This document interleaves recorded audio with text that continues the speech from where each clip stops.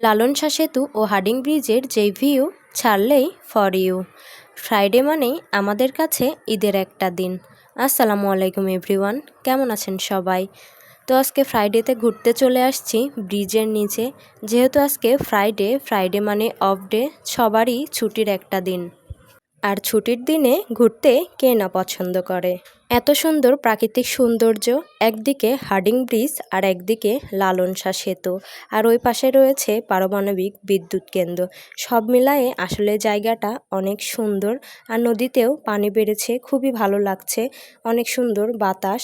তারপরেও প্রত্যেকটা মানুষই ঘুরতে আসছে ব্রিজের নিচে। আমি প্রায় 2-3 বছর ব্রিজের নিচে ঘুরতে আসিনি, তো ভাবলাম আজকের ফ্রাইডেটা একটু ঘুরে যাই ব্রিজের নিচে থেকে। এখানে এসে আসলে খুবই ভালো লাগলো, কারণ অনেক দিনই আসা হয়নি। তো আপনারা চাইলেই ঘুরতে আসতে পারেন ব্রিজের নিচে। তো ভিডিওটি ভালো লাগলে বেশি বেশি শেয়ার করে দিবেন। ভালো থাকবেন সবাই, খোদা হাফেজ।